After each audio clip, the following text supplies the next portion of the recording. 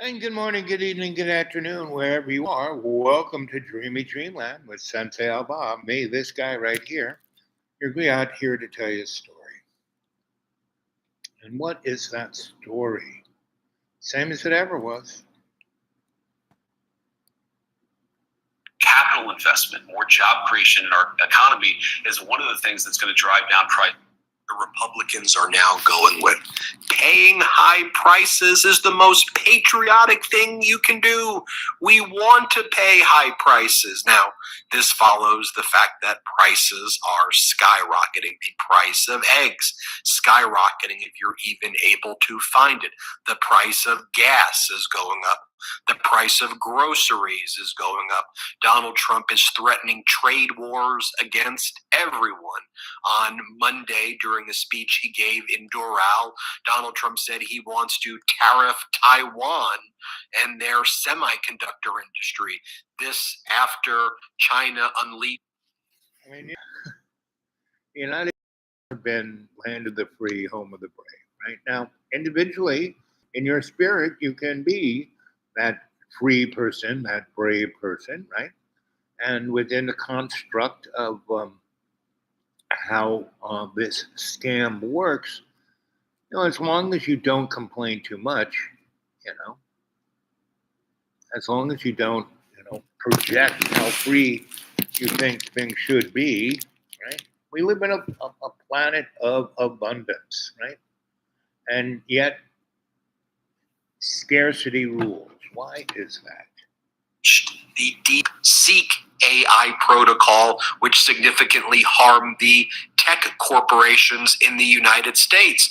So saying you're going to tariff the semiconductor industry in Taiwan is only going to further harm American tech companies. Donald Trump also acted like the CHIPS Act, bipartisan, which was signed into law by President Biden, investing over $50 billion into America's semiconductor industry. Donald Trump said it was crap, that it makes no sense, and that the best way to deal with it is tariffs. Tariffs here, tariffs there, tariffs everywhere.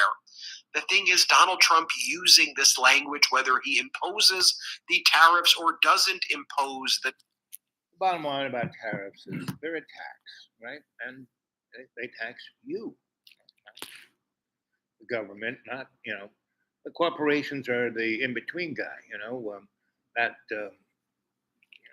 aluminum or steel or wood or whatever that comes from other countries that are tariffed, that's an import tax, right? So the person who is selling the product doesn't pay that.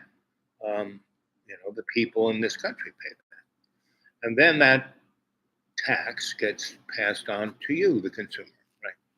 And that's pretty much it. And if you're going to tariff everything, that means everything that comes in from the outside the United States is going to come here. Yes, now the United States is very blessed, very big country, has a lot of resources. It has two oceans that kind of protect it. We have two allies and neighbors that have always been really great. We have this organization called NAFTA, and then Donald Trump rewrote it as something else, the Donald Trump Act. And, he said that it was the worst. More than one ingestion is using the primary URL. Send one stream to I don't know what that means, but that's more of the same, right? You're going to find the individual, going to get more and more squeezed, right? And it's not going to be fun, right? It's going to be, what the heck? Right? So, don't even know what that means. Error. But seems show is continually going. So what can I say? Let's go take a look.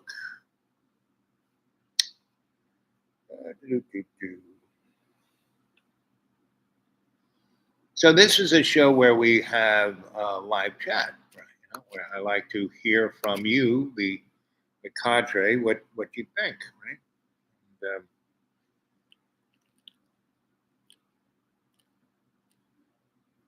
Yeah, it's getting to be pretty toasty, which is nice. I like that. I'm heading. Um,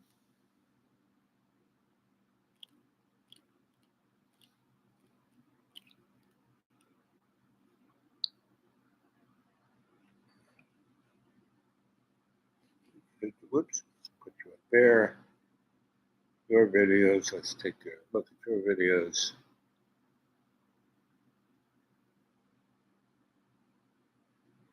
Yeah, okay, they're all up there, kind of.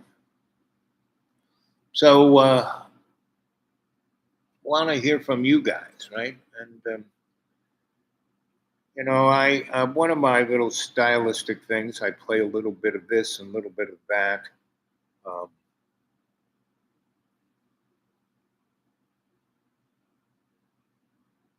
Are you getting less than $2,500 in Social Security and you're a senior on Medicare or Medicaid?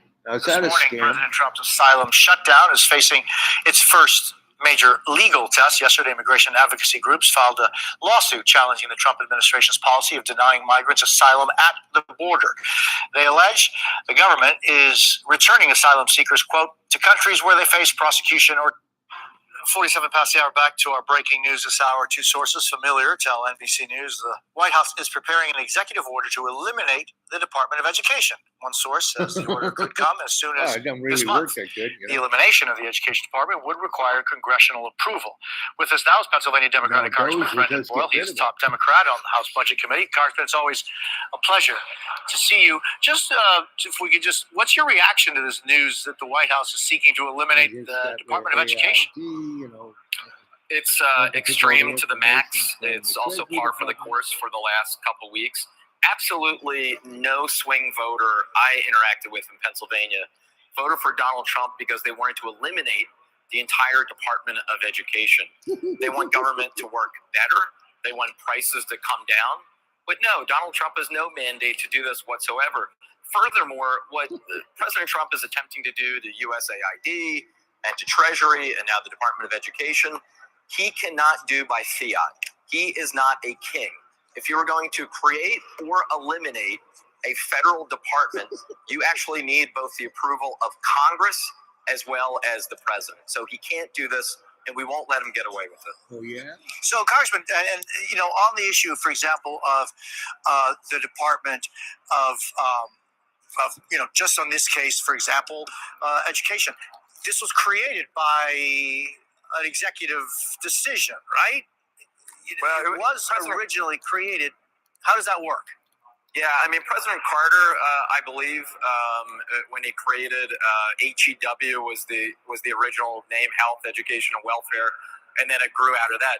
But it is by statute, the same way USAID, while it was originally created by executive order, ultimately it was codified into law by an act of Congress. So no, the president can't just wake up one morning and decide he's eliminating an entire department. It would also cause such chaos. I mean, there are tens of millions of people, myself included. Yeah, this is true. It's Donald Trump's whole modus operandi is chaos, right? And it's like he didn't, like he was president before for 4 years, and all he had was chaos. Everything he did, it totally screwed things up. So it's not like we should have known that this was going to be what he's going to do. And now, he tried to do all this before, but he had no idea what the government was about. I mean, he still doesn't, but he's gotten,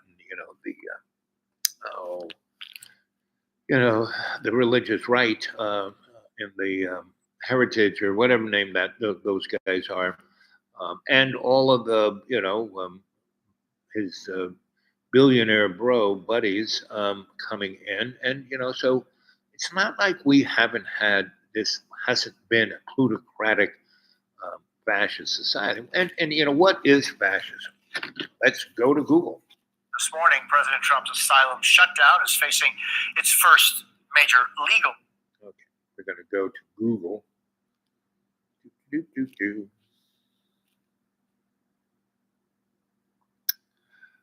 Google.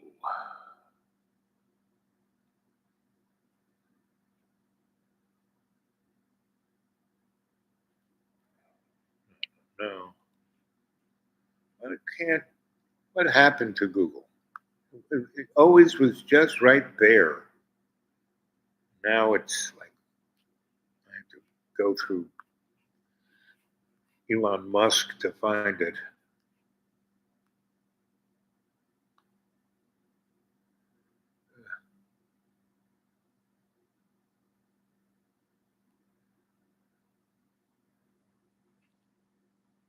Okay. What was the question? What was the question? Oh, yeah, fascism. What is fascism?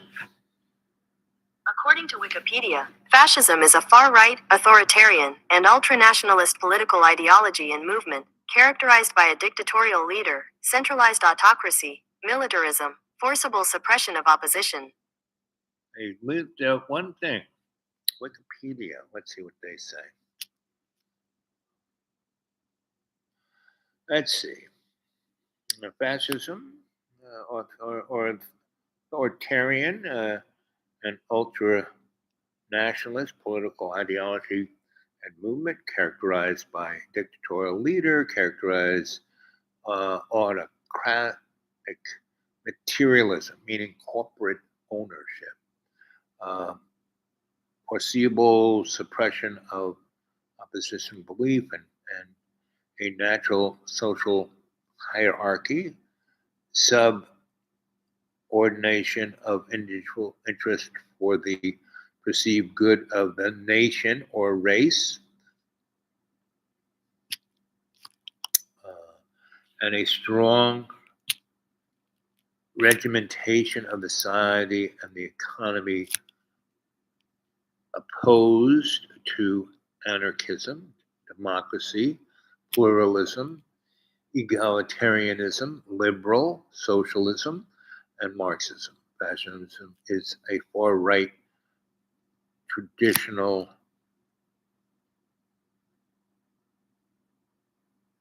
fascism rose in a prominence of the early 20th century. The first fascist movement emerged in Italy during World War I before spreading to other European countries, most notably Germany. Fascism also had a adherents outside of Europe. Fascists saw World War I as a revolution that brought massive change to the nature of war, society, and the state and technology. The advent of total war and mass mobilization of a society erased the distinction between civilians and combatants, and military citizenship arose in which all citizens were involved with the military. See, that's why Israel said, hey, we're just going to kill everyone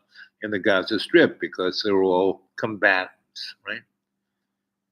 And it leaves out that human component of being empathetic, right? Having a kind of spiritual, not religious, but spiritual component. And what is that? Your connection with God, right? And what is God?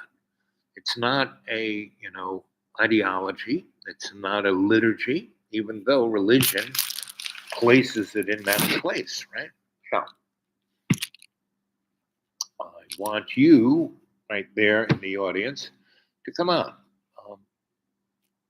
Come to Daddy, and let's hear what you think, right?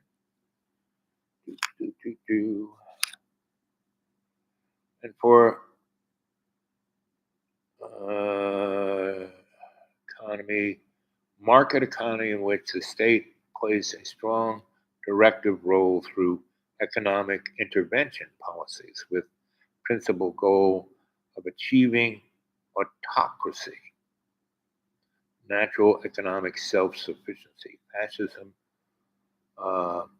extreme authoritarianism and nationalism centers around the owned group, but that can manifest as a belief in a manifest destiny, reveal the historical greatness like Mussolini seeking to restore the Roman Empire, or the case of the Nazi racial purity as a master race, which blended with some variant of racism or discrimination against uh, demonized others such as Jews, homosexuals, transgender people, ethnic minorities, or immigrants. These ideas have motivated fascist regimes to commit massacres, forced sterilization, deportations, and genocide. Now, look at the United States. We did all the above: genocide of the native people who were here. Um, it's their land. Let's just kill them all and take it, right? Sterilization. We were doing that to anybody we didn't like. The Nazis, basically, the Nuremberg laws were all based on Jim Crow and the racial purity laws that were in the United States. So the United States has quite a history of this motif, right? And they call it, capitalism, right? Or, America, make America great again, right? So where are you on this subject, right? Where do you find yourself placed here, right? Now, pretty much, I have always kind of been an individualist, right? And most people will like that in me. Most people find that because I'm my attitude of individualism doesn't mean I feel that I am exceptional and that something's owed to me because of my exceptionalism. No, I basically think for myself, but I don't think for others, right? I do my best to be my best to in every day and every way take the piece of the earth and make it stronger. Now, in that motif, as I go out amongst my brethren, I talk to them, and and one of the tools I use is I say, "How you doing?" I always, if someone is doing a job, I say, "You're doing a great job, and thank you for what you do." No one ever says that to people. I do all the time, and that makes people feel good. And then if I get that like response that made them feel good, I go, "Oh, let me look at your palm." And what do I do that for? Right? It's not a magic thing. It's not, devil worship. It's none of the above. You got 1,800 master lines in your hand. I only look at 5, 10. Right? I look on, this. Right? How open this is how open you are. Meaning people who are like this. When I say put your hand, the hand you write with, I say put it up. And if they got a hand like that, that means this right here. They are like, they're hiding something. Right? Now, if they're like this, they're open.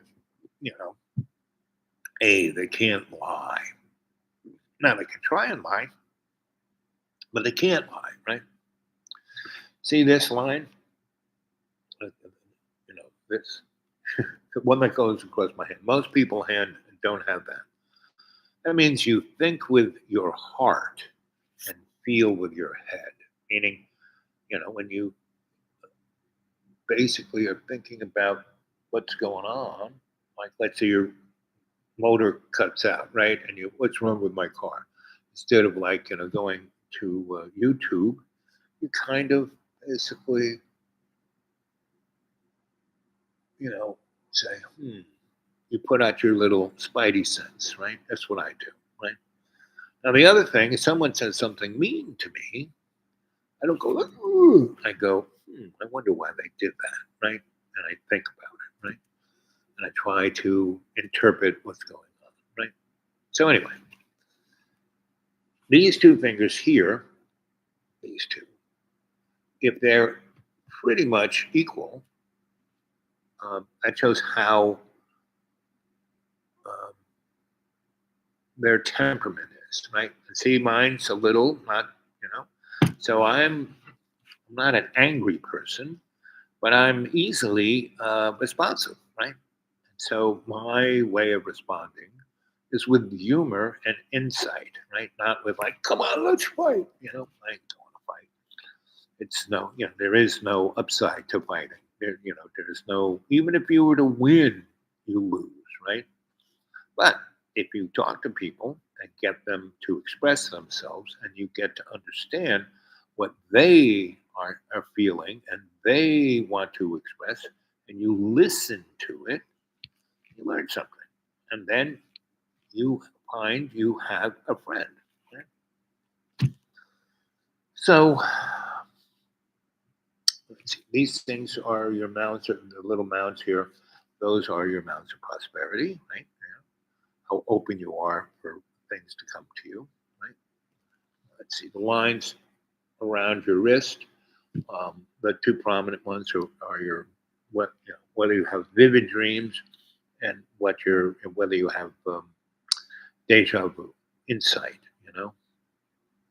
And deja vu is usually God saying, "Wake up!" Right? And what you're supposed to wake up to is your 360, what's going on around you, and what's right in front of you, like 3 blocks down. See that moron? You just get out of the way. You don't have anything to do with them, right? So, anyway, again, I go back to what do you guys have to say? There's one person there to 2 thumbs up. I really like that. Here we are, 21 minutes and 25 seconds, or 55 seconds, 56, 58. Anyway, and in America, nothing's really changed. Everything that's been going on is, and that Donald Trump is acting like a king.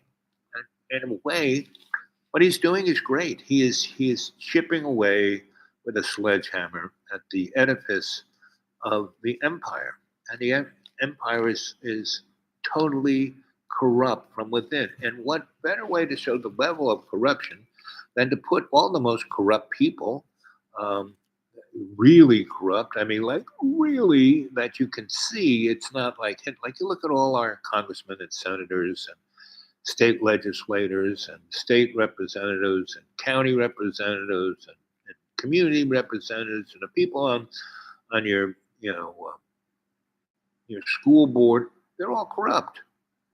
They're there to get something for themselves. Every single one of them. They may have started out to try to represent, but they get into it and someone offers them something and they take the offer, right? Because it makes them feel good, right? It's cash in an envelope or a new car or a nice dinner or a piece of jewelry or a nice vacation or any of the above, right? No, right? And that we have legalized.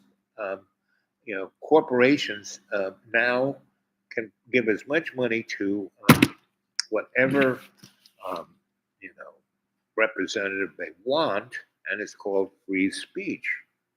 When they can give, like Elon Musk stepped in and gave Donnie almost $200 million. I mean, it's somewhere between 175 and 400 million. I mean, it really, every time I hear it's a different number. But the real interesting thing is the day after Donnie got sworn in, and Elon's going to be in charge of Doge and blah blah blah.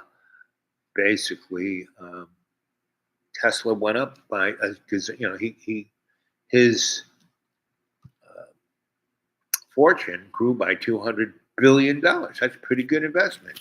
Let's say he gave 300 million to Donnie, and did all that crazy stuff. Going around and offering people money to vote for Donnie, which is against the law. I mean, all of this stuff is like, oh, it's against, no one responds. The Democrats have rolled over. It's like Adam Schiff is the most vocal senator, like really, that guy, like they said, you look too young, put your, do this, and that'll be better. And he can't even read the teleprompter, it's like, if you don't realize that everything that's going on in front of you is a scripted soap opera, right?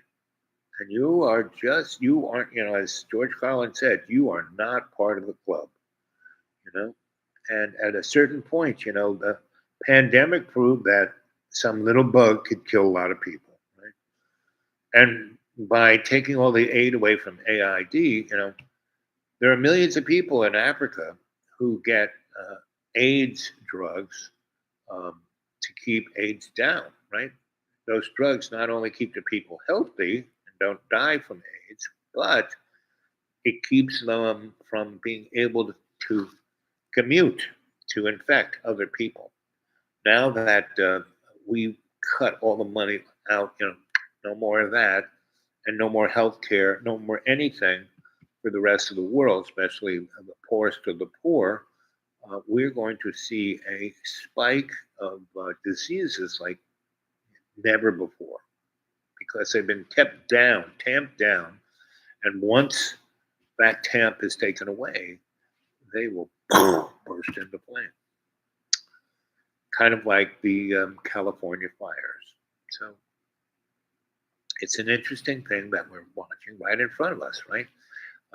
Because the world is in a switch, and I, 7 years ago I started this channel and I started talking about the big splat, and we are in the big splat.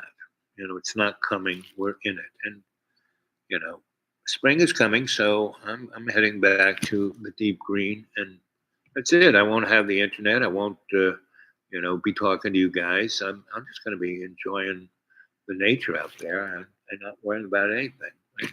So, and I'm of an age, and healthcare is almost non-existent.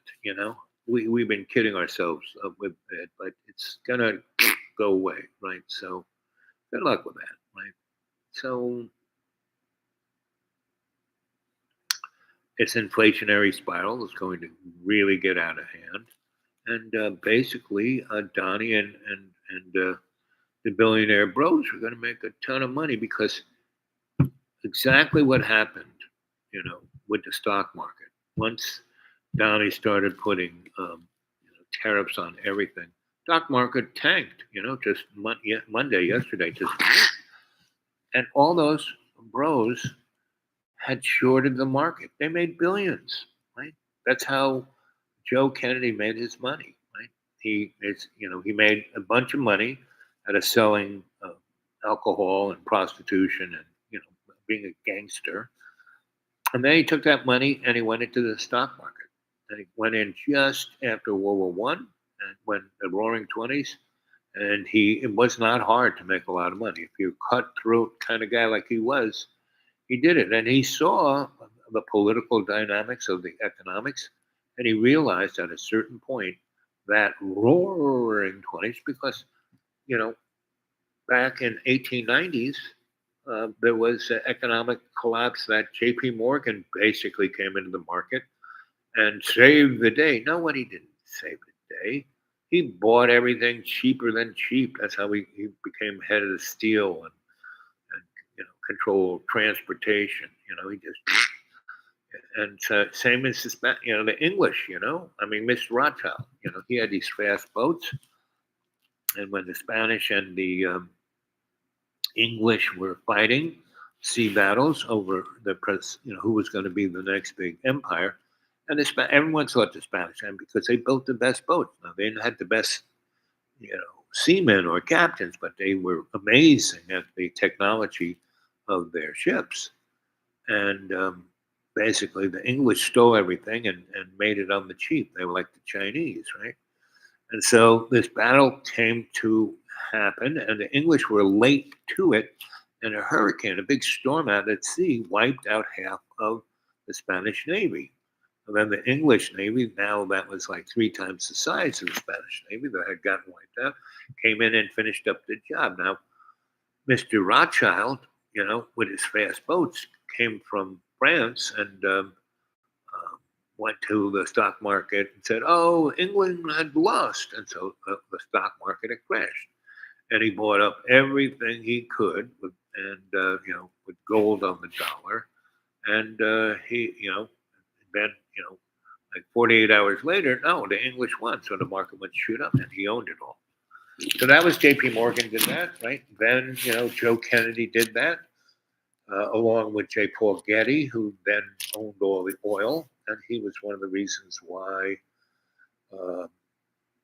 what happened to the Mideast, because he made deals, like Saudi Arabia. That's not a country. I mean, all those countries, all the Emirates were just drawn on a napkin, right? A line, right? And when what's his name, Carrot Head says, Canada should be the 51st state. Well, they kind of are already, and he just wants to, call it Carrot Head land, and the Canadians are proud people, and so they going to get their ire on. Not the basic line of reasoning, the powers that be, or shouldn't be, and the hidden hand.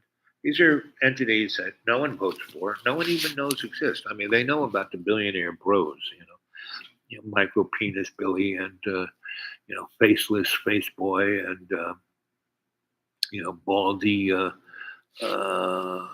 Lex Luthor, Amazon, and Neon Husk, all those guys, and a whole bunch others like Teal, who's like, the sleaze snake behind everything. I mean, he's the boy behind J.R. Vance, our new president. Once Donnie chokes on a cheeseburger, so it's very, very, very, very the same. It's all the same. This has happened before. Just go look at I'm just looking at let's go to Google. Back to Google.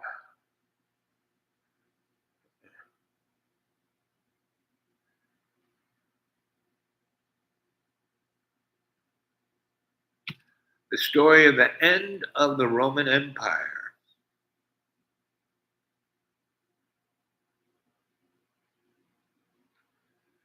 Roman Empire officially ended in 476 AD, when the Germanic leader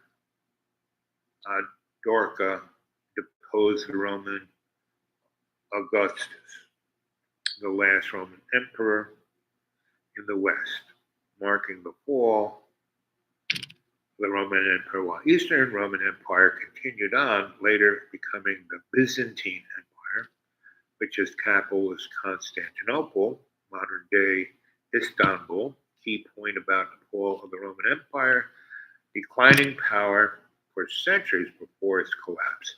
The Roman Empire faced numerous challenges, including international political instability, economic issues, and military overspending and overreach. Sound familiar, right?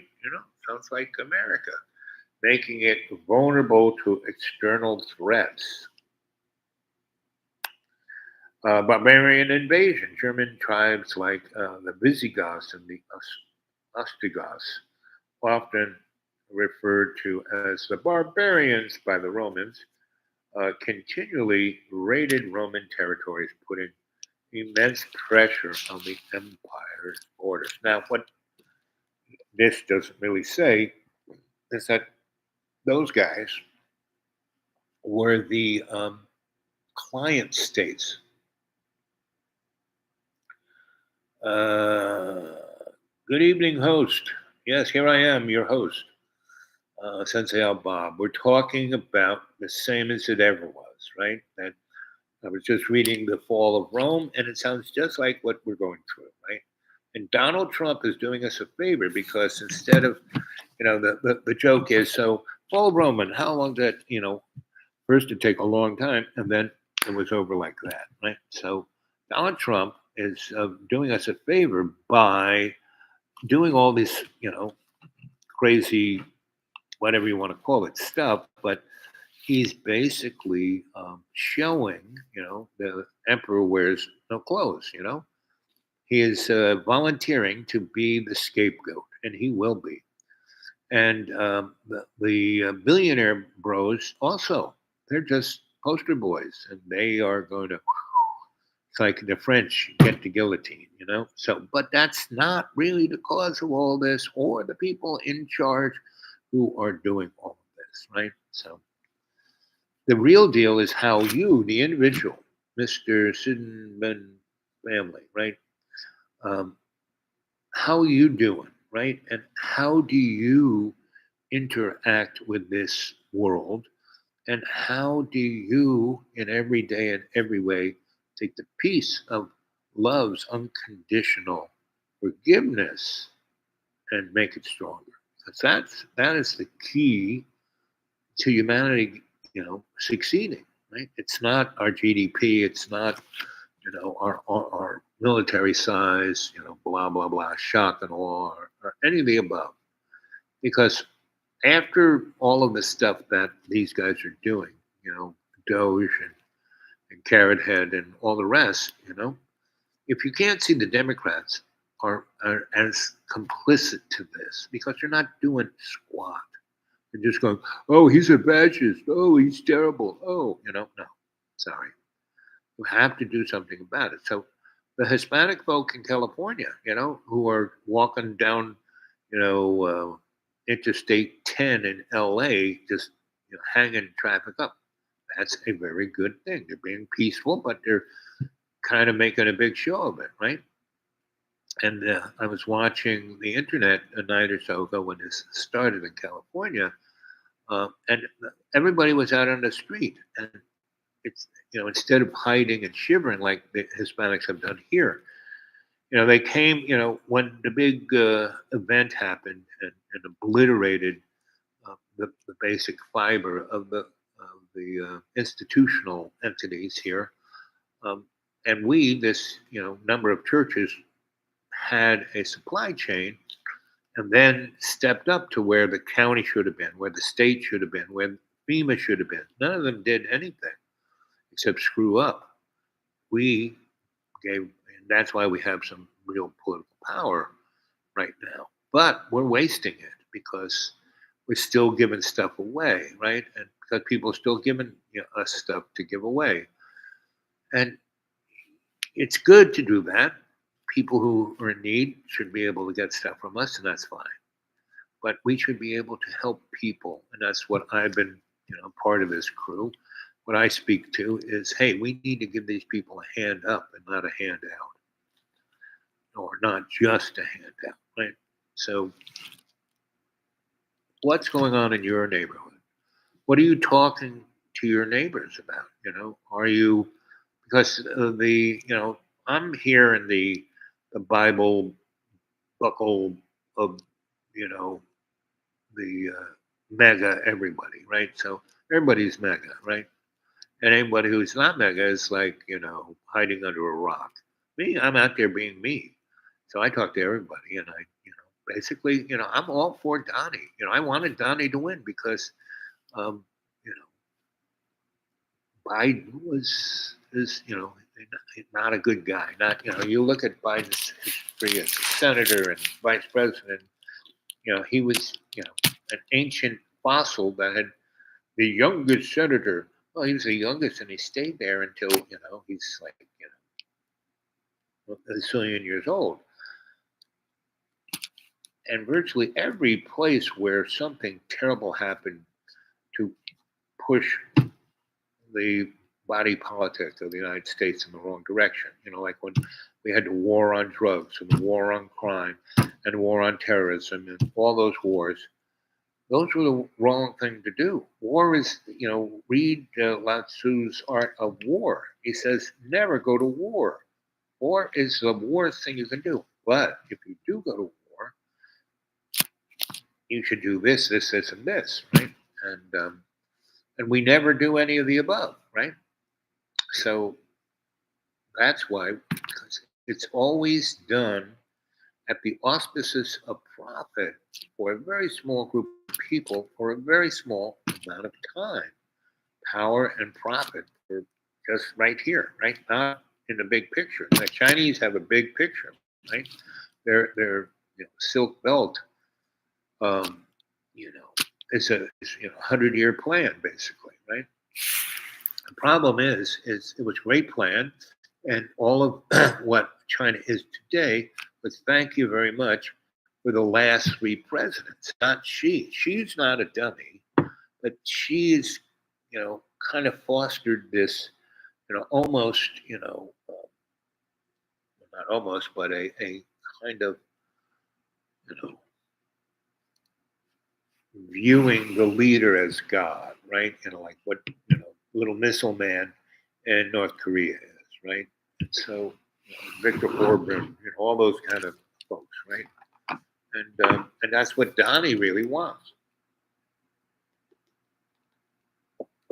He wants to be king. He's never understood how the political process works in the United States. Now it's gotten so corrupt that Donnie is like an expression of that corruption.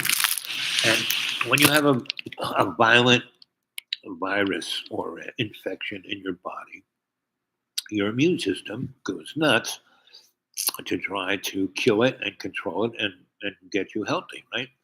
And when your immune system does that, it either kills you or you get over it, right?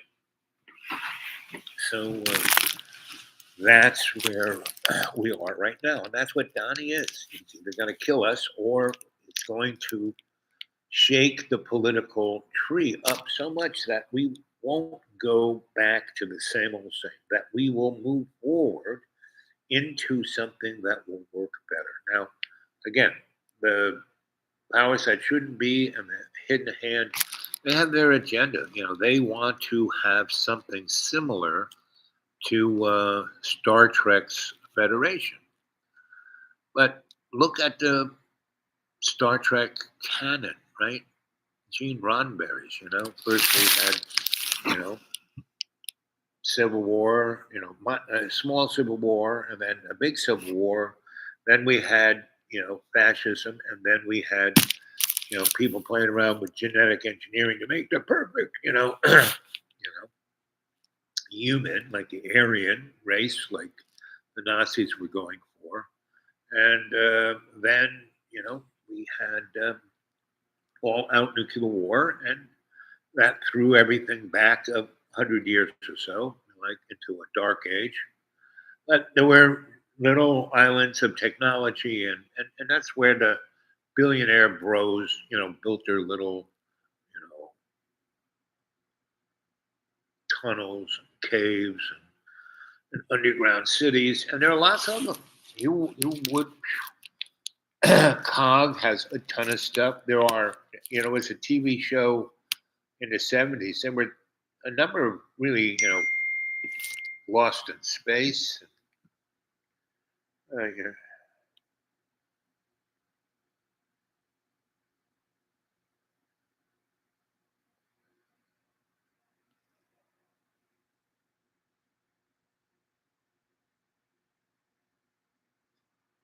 I have to check up on that one. So,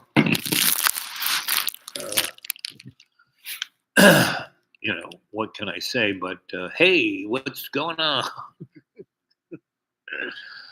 It's irrelevant what's going on right in front of you. What's going on inside of you? So, Chideman Doom family. What is Chideman? Can you explain that? Are you still here? There's two of you there. It's 44 minutes and 13 seconds. So, what time is it? It's okay. Anyway, so, has anyone got anything out of this? Let's see.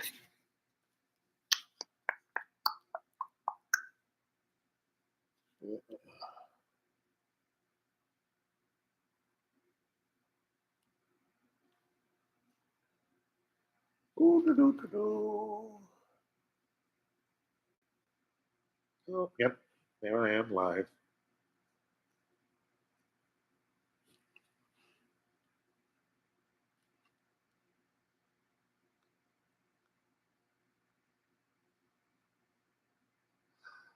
So in the 1970s, there were some really good TV shows. There was one called Time Tunnel, and that was basically, they were talking about the Montauk Project, right? And there was another one.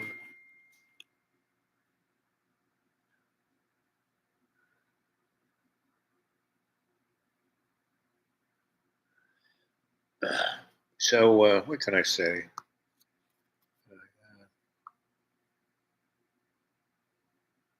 The other interesting one was there was Time Tunnel. There was another one called Super Train. It was this underground train that went all over the world, and the world had ended, and this group of people kind of stumbled onto it and were zipping all over the place. That was kind of interesting. But let's ask Dr. Google about that. 1970s sci-fi shows. Let's see.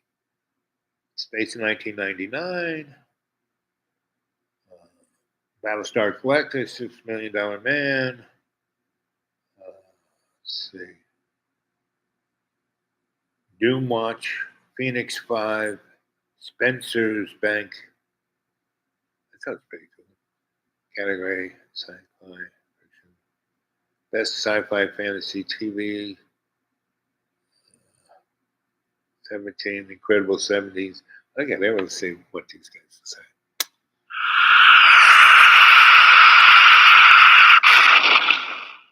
Hey guys, this is your host Richard with another marvelous video. Welcome science fiction fans to yet another marvelous video. In today's video, we'll take you on a journey across the space-time continuum through various galaxies and parallel dimensions. Get your goggles ready folks as we dive into a few of the most underrated science fiction TV shows from the 1970s. Now, without further ado, welcome to Marvelous Videos. 17 most underrated sci-fi TV shows of the 70s. Before we go into our explanation, we have a very small request. If you like our content, please support us by subscribing to our channel. This is a small click for you, but for us, it means a lot. Thank you. Let's begin.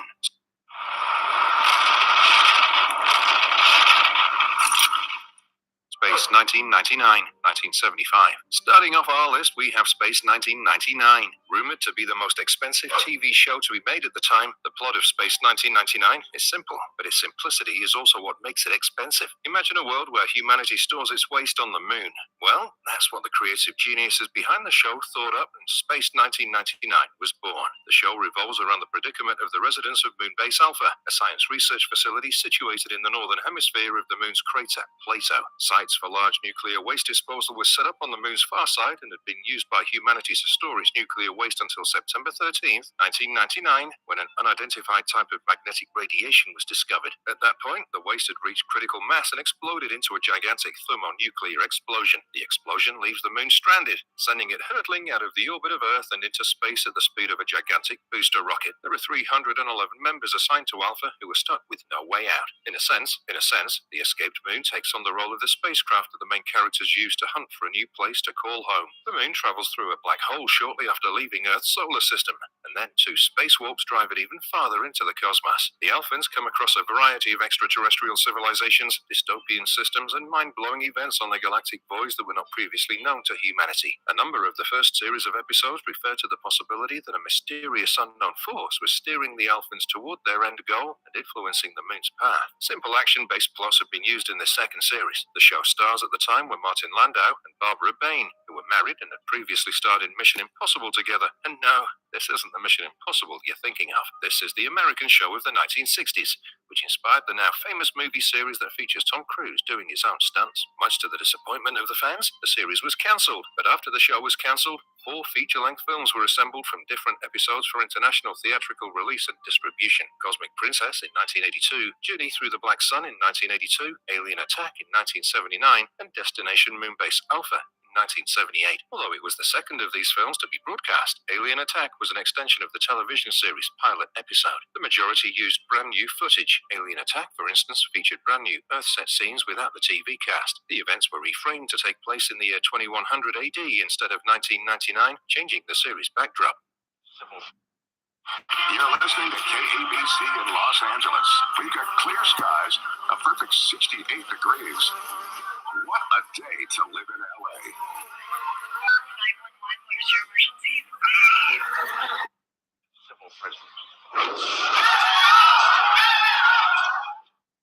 7, 1978. Imagine a world in which the government controls your every move. We've seen plenty of shows, books, and movies based on such a concept. From books and movies like The Hunger Games and Fahrenheit 451 to shows like Snowpiercer and Altered Carbon. Well, the next show on our list follows this concept. The story of Blake 7 is about the adventures of the political dissident Rog Blake, who fights alongside a small band of rebels against the oppressive Terran Federation, which controls the Earth and several other colonial worlds. To keep its subjects under control, the Federation employs drug-based pacification, brainwashing, and widespread surveillance. Blake was taken into custody at a bogus trial and was sent to a distant prison colony. Along the way, he manages to escape along with other inmates, Jenna Stannis, Vila Restal, Care Avon, on a highly developed extraterrestrial spacecraft named Liberator. According to the central computer Zen, the Liberator possesses higher speed and armament compared to Federation craft, in addition to a teleportation mechanism that allows for planet surface travel. As Blake and his crew launch an attack on the Federation, Space Commander Travis, a soldier in the Federation, and Soverlan, the Supreme Commander and eventually the Federation President, eschew them. Over the course of the series, the makeup of the so-called Seven varies. Zen was the seventh member of Blake, Vila, Gan, Jenna, Avon, and Callie's original gang. They take control of Orak, a supercomputer at the conclusion of the first season. Dana and Tarrant, two new characters, take Blake and Jenna's place after Gan's death in the second series. After Callie passes away at the beginning of the fourth series, Sulin takes her position. On board their newly taken over ship Scorpio, Slave takes the role of Zen, the computer that was on board before Liberator's destroyed. Blake is a fighter filled with ideals and a desire for freedom, but his cronies are small-time thieves, smugglers, and murderers. Avon is a technological prodigy who continuously does good deeds for others despite appearing to be driven by wealth and self-preservation. Avon takes over as commander after Blake gets separated from his team. Avon initially thinks the Federation has been destroyed. He grows weary of murdering and decides to rest. But by the middle of the third season, Avon's return to the battle after realizing that the Federation is growing once more and quicker than he anticipated. Well, this show certainly gave me a run for my money. It's truly epic that the people from the 70s were terrified of technology taking over and how the government could use it to track us. Well, can't blame them, since a lot of us have the same concerns. Battlestar Galactica, 1978. In a distant galaxy, the 12 colonies of mankind were nearing the end of a millennium-long conflict in a far-off star system with the Cylons, military machines built by a long-extinct reptile civilization that was most likely wiped out by its own inventions. In the end, humanity was vanquished by the Cylons in a covert attack on the colonies, which they carried out with the assistance of a human traitor named Baltar. The survivors fled in whatever ships were available, shielded by the only capital battleship to survive, a battlestar known as Galactica. This marks the beginning of Battlestar Galactica, a show about a ragtag fugitive fleet of 220 ships commanded by Adama, the Galactica's commander, in quest of a new home. They set off on a mission to locate the long-lost 13th tribe of humans who had made their home on the fabled planet Earth. But the Cylons are still after them, hounding them all throughout the galaxy. One of the primary characters is Captain Apollo, Adama's son and a fighter pilot with the Colonials. Lieutenant Starbuck, a well-liked fighter pilot who also enjoys gambling and womanizing, is his best friend. The television show itself never makes it clear when this exodus occurred. At the beginning of the series, it's said to be the 7th millennium of time. However, it's unclear when this relates to Earth's history. When Galactica gets a television transmission from Earth depicting the Apollo 11 moon landing in 1969, the final episode that was broadcast, The Hand of God, suggests that the original series took place after the landing.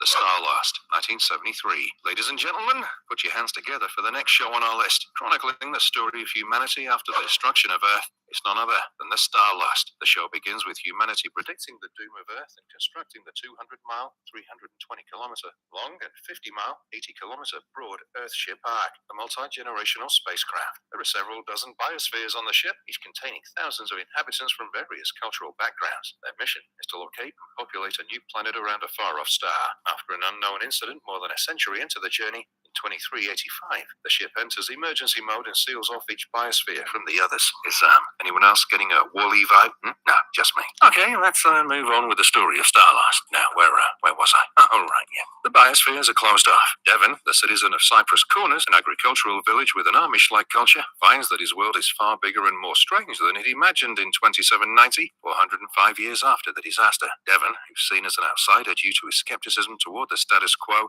particularly for opposing his friend Garth's arranged marriage to his girlfriend Rachel, learns that the elders of Cypress Corners have been purposefully tampering with the community computer terminal, which they refer to as the voice of the creator. That's not creepy at all. The leaders of the congregation plan to have Devon put to death for assaulting the elders and the theft of a computer cassette containing their recorded instructions. However, elderly Abraham, who's also questioning the elders, gives Devon a key to a mysterious dark doorway that Abraham is afraid to enter. Devon flees into the ship's service areas out of fear and gains access to a computer data station where a description of the Ark's functions and purpose is provided, along with a hint to potential issues. Devon is tried for heresy and given a death by stoning sentence when he goes back to Cypress Corners to share his newfound knowledge with his people. The night before his execution, Devon escapes with Garth's help. He persuades Rachel to accompany him, and Garth follows them. He joins Rachel and Devon after she declines to go back with Garth. They eventually arrive at the ship's bridge, which is home to the skeletal remains of the crew. Its control systems are not working and is severely damaged. The three realize that finding the backup bridge at the other end of the Ark and turning on the navigation and propulsion systems is the only way to save the Ark and its occupants when they learn that the Ark is headed straight for a collision with a Class G star, which is identical to the Sun. Reaching the opposite end of the Ark, which could be hundreds of miles distant, will require passing through the starship. Okay, enough of that. But so you can see, there's Jamie. Oh, Godre, yes. So we're talking about same as it ever was. That whatever seems to be chaos and insanity right now, it's pretty much kind of like the same old thing, right? We just look at the end of Rome. Look, I was just going through the 1970s TV shows to give a little perspective on what people thought of what was going to go on now. So, right now, you think things are bad now? Oh, baby. Hey, Bob, you seem like someone with lots of wisdom. Any advice for someone with not a lot of social or energy of socializing? Right. Okay. So, first of all, as I was a young guy, I was telling someone today, as I was hobbling through the parking lot, and they were, maybe in their 30s, right? And I said, don't get old, kiddo. And so they laughed, and I said, you're probably in your 30s, and I was known as the kid. I've had many nicknames, right? And the people I hung out with in New York City were way older than me. They were all older than me. And I met them from age 10 until 16. I met all, people who were, I was 10. I met,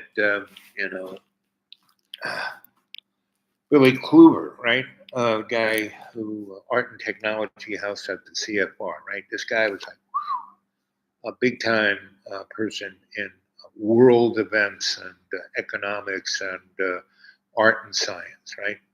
And he was trying to put art and technology together, right? And I stumbled on to his little playhouse to CFR when I was 10. It was right on 69th Street. And I used to take my dog for a walk on 69th. I'd go by Hunter College, and all the girls would be hanging out, and I'd be a cute little 10-year-old with a cute little big dog. And because Dandy, he was 120 pounds. He was like a lion, right? He was cute. And he, just would roll over on his back, and pretty girls would rub his tummy, and he would, get a hard on, and they'd all giggle. And anyway, so the thing is, when you're interacting with people, right? And so, I was 10 years old, all these old people, right? Just because I had a sensibility that they found interesting, right? And they were free. They weren't like stuck in a authoritarian or modus operandi of keeping the status quo, right? Because they were above that, right? And all the younger people, so, Billy was probably in his 50s when I met him at 10, right? And I stayed, tight with him until he died in his, 90s, right? And, the guy, Mr. Telstar, Mr. Satellite, he was another really amazingly powerful person. And he wanted me to follow in his footsteps. And a lot of these people wanted me to follow in his footsteps. But I basically had respect and love for them. And I wanted to learn from them. But I didn't primarily want to be them or to, follow in their footsteps. I when I was really young, I totally got off on being part of their circle, right? Because it was loads of fun. So there you are, and your socially experience is that small. And so I'm kind of an extrovert, but I'm not. I'm really an introvert. Meaning I have no problem, being all by myself, right? I enjoy my own company, right? I don't need other people. I enjoy other people. One of the things I love doing is creating other, things with other people, not just myself creating stuff, right? I do that all the time just by necessity, but I don't like one time. So when I was Mr. Lighting, electrician, designer, artist kind of guy in New York, building restaurants and clubs and et cetera, et cetera, I made a number of things, took this and that, and made something else with it. In bars, nightclubs especially, one of the real important things of a nightclub is its darkness. Right? So you don't want to light it up like with fluorescent fixtures on the ceiling. No, you want to put task lighting, right? And the best thing of task lighting, I found a case of these, what are known as sealed beams. They're aircraft landing lights, and they shoot a very intense beam of light. And they have two parabolic mirrors. One is the lamp itself, and where the element was another one here. So the element would be burning, the light would hit that reflector, that would then bounce the light into the bigger reflector. So they had a beam of light, right? And that's called the sealed beam, right? So, this thing can shoot a beam of light, mile, quarter mile. That's what aircraft landing lights are, basically. Anyway, so I was digging around. I had a guy named Frank Vigiano owned the big electrical supply house in New York City. And he was one of the big, some big jobs, like the World Trade Center. He made a fortune selling everything electric to the World Trade Center. Anyway, so I knew this guy, and he, because he was best friends, he was younger than Grandpa Stahl. Grandpa Stahl, my electric mentor, was a mentor to Frank, right? Got Frank into it because Frank was just a kid on the street, right?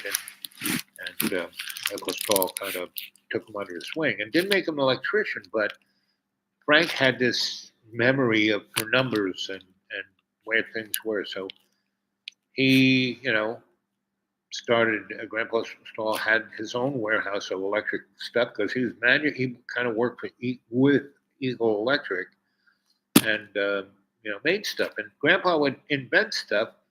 Eagle would, work on it till it became a product and then manufactured it, right? And so Grandpa had unlimited resources of anything, anytime, anywhere. And when he met Frank, he plugged Frank into that. So Frank was the guy at Electric Supply House, and he started doing that in the 50s. Right? So anyway, Frank, I was living in the upstairs of Grandpa Stahl's building on Duane Street, and Vica Electric was just next door. And so I used to go hang out there, and Vinny was Frank's nephew, but Grandpa Stahl's godson, right? So Vinny was this great guy, and he ran the warehouse. I knew where everything was and all that, right? And then he started to get sick, and this was about the time I was getting schooled in health, right, and working at the VA. And I was still doing all this other stuff too. So Vinny started to get sick, and I learned everything about all the nomenclature of every part of electrical stuff, um, by helping Frank out. When they unload trucks on the weekend, and they had nobody really to help because they were a union shop, so they had times and this and that. And guys can only do certain things.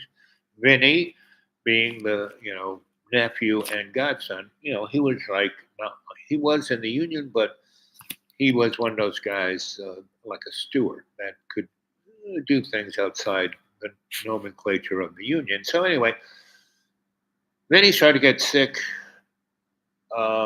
No, they had other guys working there, but no one was like Vinny. Now, I had been schooled by Vinny about parts and everything for at least a good 8 years. So I knew that warehouse better than, me and Vinny knew where everything was. So when Vinny got sick and ended up in a hospital, instead of Frank's business going, I took Vinny's place. And I was in the union already, and I was already a journeyman, and everyone understood. And so the little things they had to make so I could do what I did was that.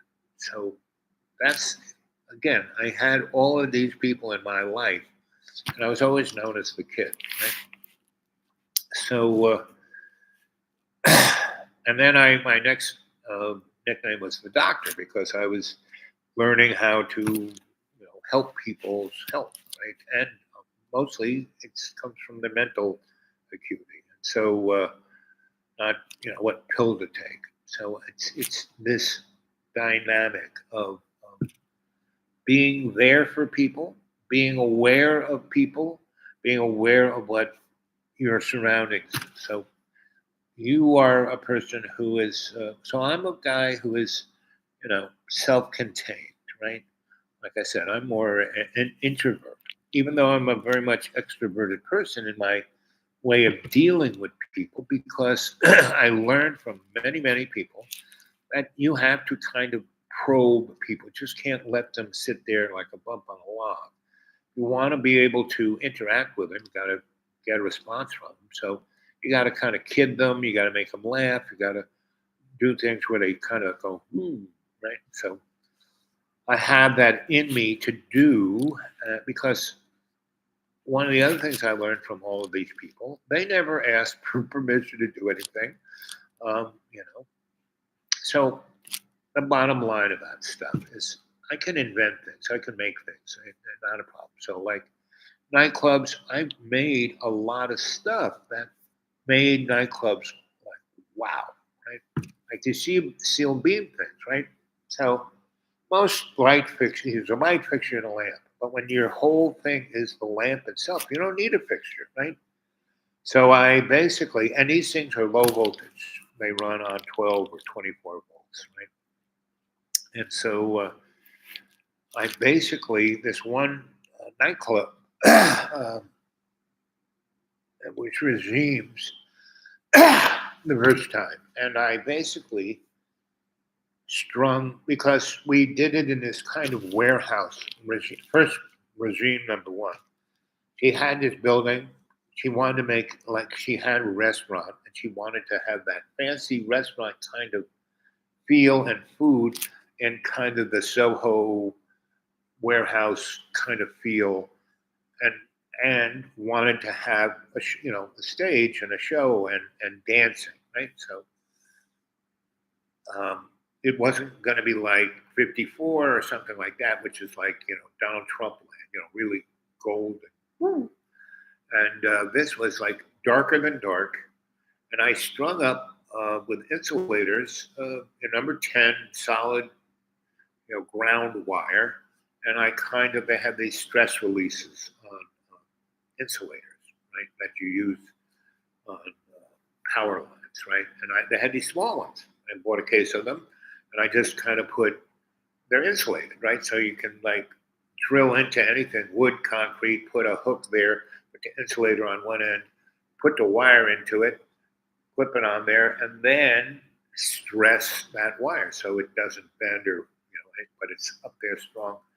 And then what I had was, I took number 10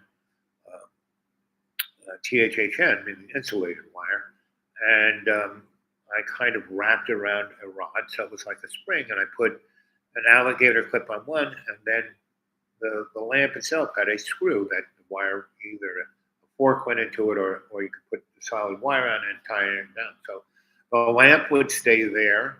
It was, being supported by the conductors of the power, and I had these nice little clamps that went onto that wire. So the number 10 THHN that was wrapped around a rod that was like a spring, you could take that lamp and move it that way, and that wire would hold it there, right? So you could put these, solid uninsulated conductors on insulators. I had them all over the ceiling. Up above we couldn't see them, and they were on insulators, and they had big 12 or 24 volt transformers, depending, taking line voltage into that. And, it had quite a few amps up there. So you could run, 10, 20 of these lamps on one transformer, right? So I did it very easy. Like, I had two of my helpers and, a genie hoist, you could drive it around. We put those wires up in an evening, right? And then just, where a table is going to be, the light came straight down and just lit up, the center part of the table, right? Then the light would spill over the table, but it wouldn't light up the rest of the room, right? And places like steps coming down, you could put a couple of those things and it would light it up, and everything else would stay down. Bar, put a couple on the bars up there. You wouldn't see these things, and they really made no real heat. And I found these looks like stovepipe, but it was more like not for really super hot stuff. So it was light. It was not cardboard, but it was a similar, very light material. That lamp just fit right there. So so there was no spill of light from the lamp. Shut straight down, and everything in area lighting was lit up that way. The only other lighting were the exit signs and what was on the stage, right? And so we did that in a weekend. We did that, and Joshua Lysho, Bob Goddard's wife, that was his ME. I just went to his warehouse. I took a bunch of basically there is Fresnels and Legos. Legos are like they have two lenses, and you can put what are known as gobos. These are metal cutouts, so they don't burn up. And you can project an image like a palm tree or this or that. So I had a bunch of those projecting images on the stage. I had Fresnels that give a nice wash of light. And behind the back, I had these really gigantic quartz scoops. And scoops are like super like the sun, right? And they're mostly for movies to make a lot of light. And I just had the back of the stage with about 10 of these scoops. You hit the button and the thing will, just brighter than bright light. Anyway, no one did any of this, used any of these instruments, or never had seen these pin spot lights. It was like, whoa, right? And we did it, for about $5,000 and an evening, a weekend, right? And she gave me, I don't know, maybe 20 times that, because everybody else, it's going to take months and blah, blah, blah. And I did it in a weekend, right? The major thing we did was I brought in a couple of my real electrical dudes, and we put in, they had a pretty good service. It was a factory building, but it wasn't distributed, right? They had one pretty big old panel, and off of, they had a major disconnect of two 400 amp 3-phase switches, and we put a trough on both of those, and sent sub panels out. And we used, basic we use DMT and just THHN. And I'm a big fan of THHN. It's like super duper. Nothing can destroy it. Can't overheat it. Can't acid, oil, water. Nothing. It's like really. TW is just kind of rubber on top of copper. Anyway, because back in the day when Edison wired houses, they just had open copper wire. They had what's called tube and peg, and that's why houses burnt down. Then they go, oh, well, let's insulate this wire. So anyway, all these things I did, I got well paid for it, right?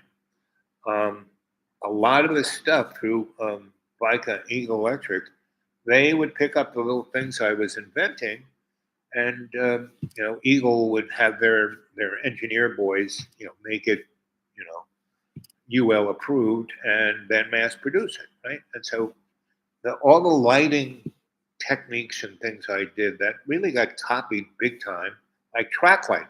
Those lamps on the wire is basically track light because you could move them anywhere you wanted to, right? Because they had little clamps, you just loosen them up and put them down here, over here, and that was what track light was. And Eagle, which then became Newtone and Levelier, were part of that family, and they. So my first wife, she saw me do all this because she wanted to be, we did everything together. Don and I, we did everything, not just, photography, but everything. When I was working on theater stuff, when I was working on, social activism, when I was, doing any of that stuff, like that picture I showed you of her, Leslie, and Yvonne in front of some nuclear power plants. I think in upstate New York, or I forget where that was, but anyway, those were GE power plants.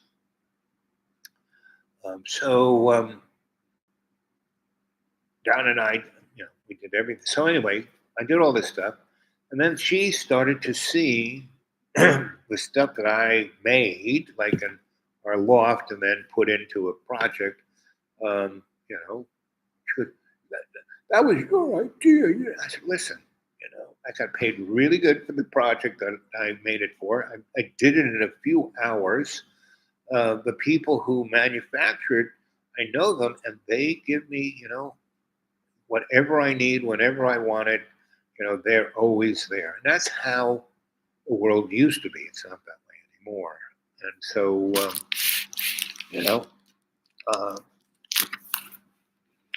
again, I had this ability to just be myself, and majority of everybody liked that.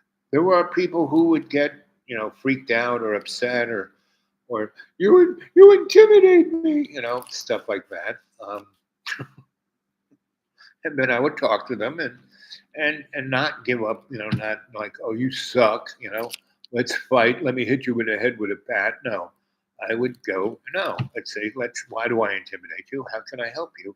What can I do to make you feel more, So that's kind of what you have to kind of realize. Be confident about yourself. Get to know who you really are. Don't be full of yourself. Don't have that I'm entitled, since you accept money yet. No. Here is emoji.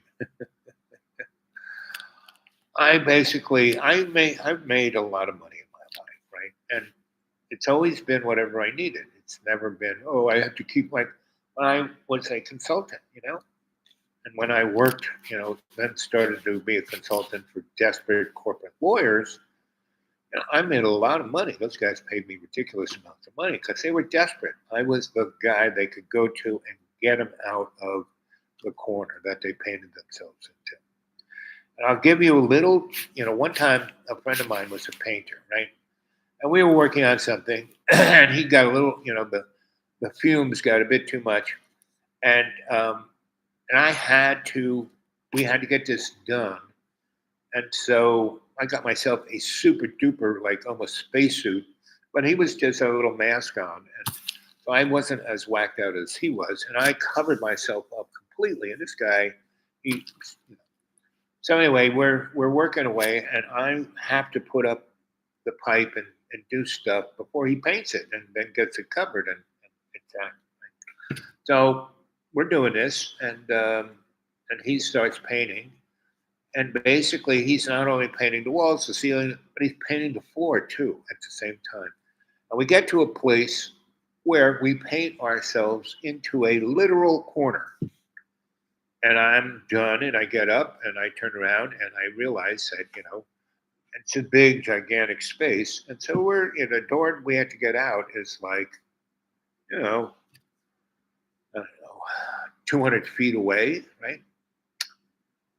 And so he's all done. And, so we're in this corner and my little tool stuff, and he's got his sprayer and everything. And he goes, okay. And I said, Gary, you painted us into a corner. How do we get out of here? No problem. And I said, what do you mean, no problem? I said, here we are. There is the door, right? And he hands me these little booties that go over my shoes. And he goes, you just walk straight line to the door, right? I said, yeah, but it's no big deal. These little booties won't leave the kind of mark your shoe will, and your shoes won't get all painted up. And then, your stuff will be there, and it'll be fine. We'll lock the door, no problem. We'll come back, here it is Saturday. We'll come back Monday. The floor will be drier than dry. You can get your stuff. I move my stuff, and all I have to do is take the little buffer thing, which I'm going to buff this whole floor up anyway, and then put polyurethane on top of it. I'll buff it all up. I'll buff our little footprints out, and then put the polyurethane over, and then won't even know the difference. And that's life. If you paint yourself in the corner, just walk that straight line out the door, and then after it dries, you buff it up so no one ever noticed that you were there to begin with, right? Right? And that's life. Does the rest of humanity do that? No. They do the most stupidest stuff all the time. And that's because they're in such a rush. So, and part of that comes from the environment that we're in. The water we drink, the food we eat, it's all poison. The stuff that's spraying in the air, the powers that shouldn't be and the hidden hand, part of their little shtick is they want to get rid of, 3/4 of the human race, right? And what they're doing to us all, I'm old enough that I don't care, Like, I just got a letter from my healthcare company saying, oh, sorry, we're going out of business. Good luck. Figure out how. And it was the best because this guy started this HMO, not for profit, but for the well-being of the community. And he ran it for a good 20 years. He was my doctor. He was great. He was the head guy. I could get anything I wanted. We could talk, and he would do the best for me right then and there, right?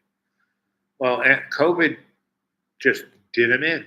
And some company came to him and offered him a big check to buy him out.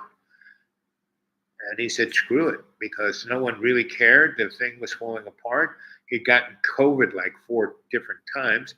I said, screw it. The next one around is just so. I had meant to see him soon, and he basically emailed me, which he never did. He goes, listen, I won't be around for. I said, what?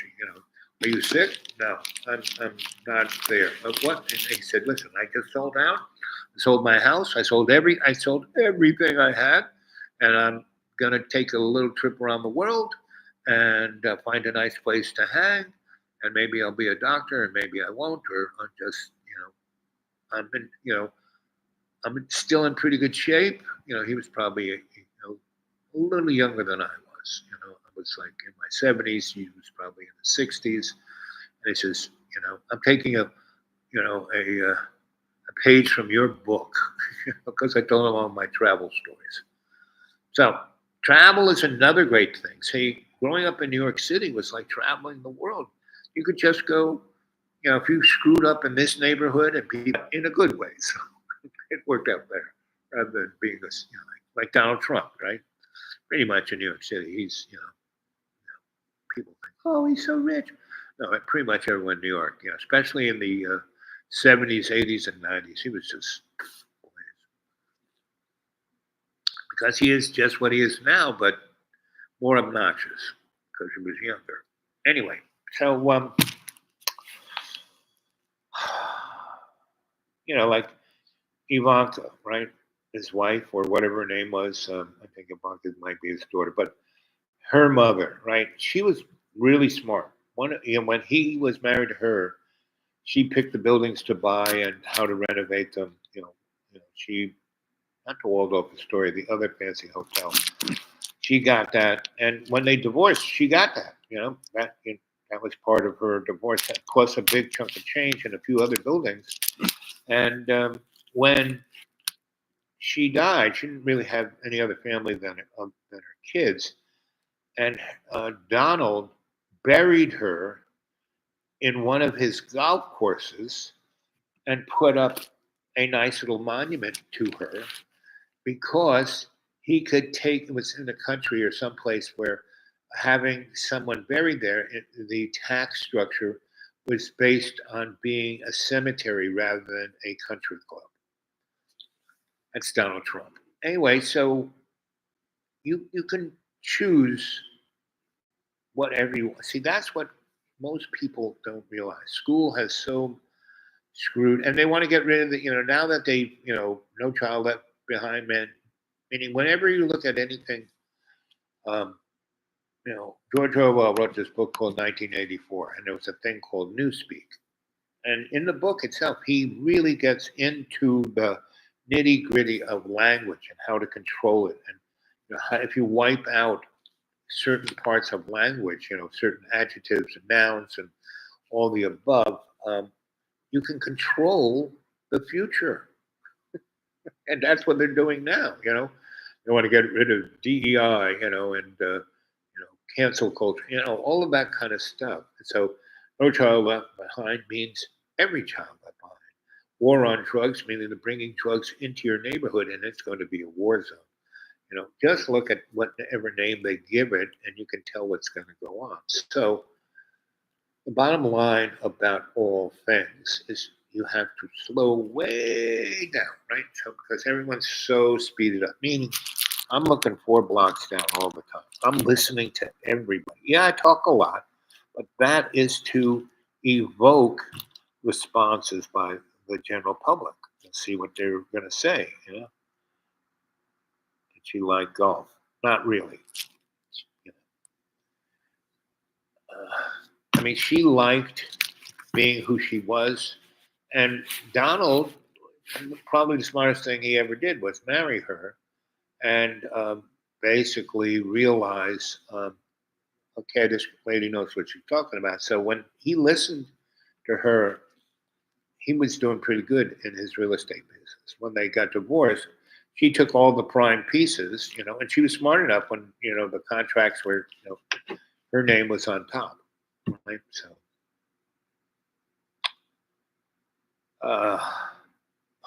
did she let go?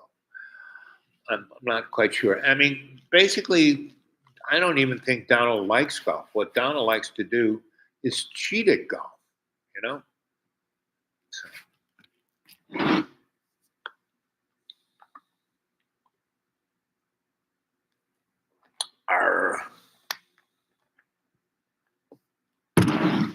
So here we are, 1 hour and 29 minutes. There's 3 of you there, 5 thumbs up. Thank you very much. I do have a PayPal, but I haven't received any money there. There are things there that keep talking to me, but PayPal is. So if you want to send some money, the dudeawake42 at Gmail, that's the name of my email. And you can, send something to PayPal via that. But don't put too much in until I can see if it's still working. Someone sent, a few months ago, uh, you know, $10. We got there and I had to like spend 15 minutes because they change the protocols of things all the friggin' time, and it's just going to get weirder and weirder. The internet's going to crash, and the only internet that will be able to be revivified in the new order is going to be X, right? Is either Elon is going to basically, or he's going to be turned into the first transhuman neo god, right, of the new insane clown party, the NICP, right?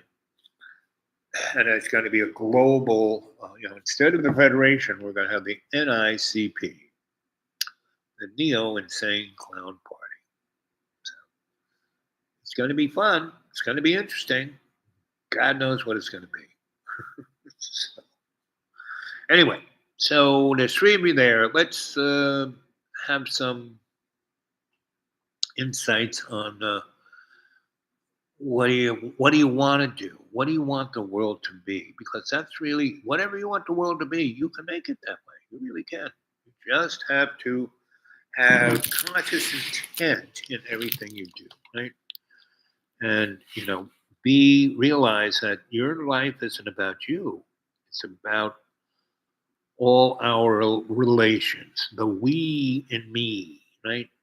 So if you're doing that, and that's been where I always come from. Before I even knew I was coming from it, I was coming from. So anyway, I am going to log off now because I want to. I have to walk around and stretch my legs and do a few other things, and then I'm going to come back. Let's see. Oh, wow. So it's 3:30. Last time I looked at it was 2:30, so now it's 3:30. See, you go on this internet thing and you can like lose time. It's like a time machine, it really is. So I'm going to come back. It's 3:30 now. Let's see. My ego is kicking in.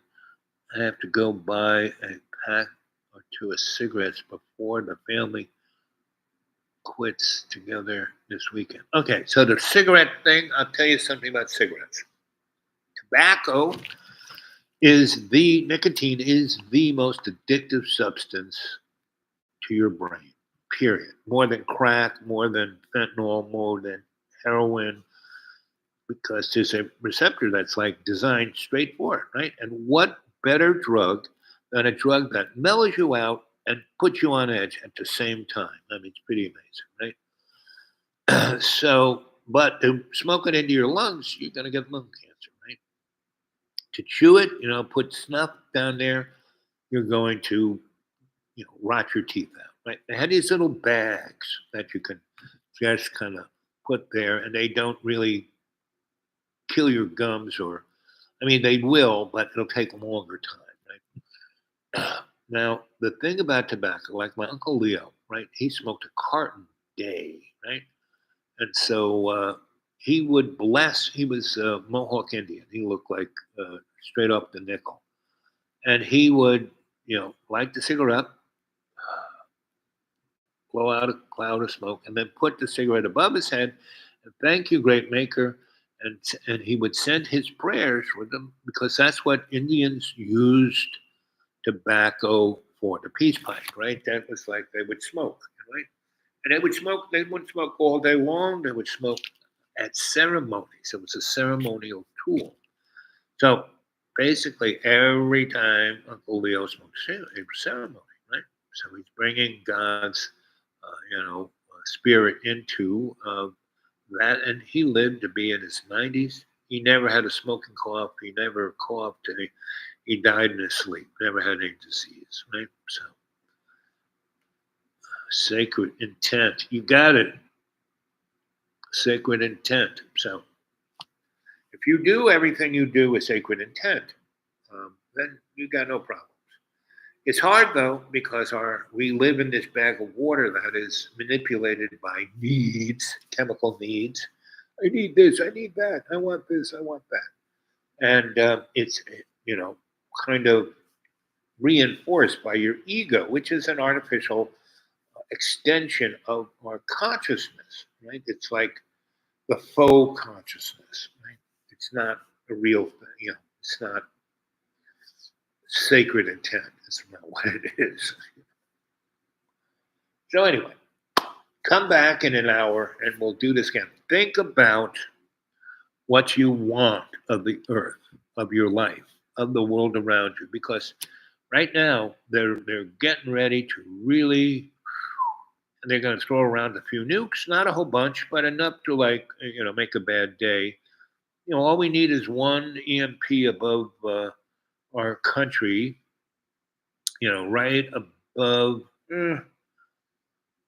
St. Louis, right? And that would obliterate every silicon chip in Canada and the United States and a bit of Europe, a little bit of Russia, and a little bit of Mexico and South America. And that would be it. No communications, no computers, no cars, no transportation, no electricity. Let's see how the human race would get along with that, like that. And we just need one device, not nuclear war, right? Just one detonated right up there at the that place between there's the ionosphere, the troposphere. There's this little thing, but here's space, the vacuum. Here is the troposphere, and there's this little thing that is the electromagnetic belt, right? It's not the big thing that's protecting us from the sun that comes in one north and south pole and goes all around. This is thing that's up there all around it, and you detonate it near that, and that would not only conduct it, but it would focus it like a lens down. So one little device, like I said, around St. Louis would take all of that out. But if all those rich billionaires living underground, in shielded environments, their shit will still work. And those are guys who will put that sucker up there. And they won't need a missile, just a balloon, like how the Chinese kind of floated the thing across there. Anyway, so that's about it for now. I'll be back in an hour. It is right on the dot 3:30, so I'll be back at 4:30. Okay. Yep, this is what we're doing. That.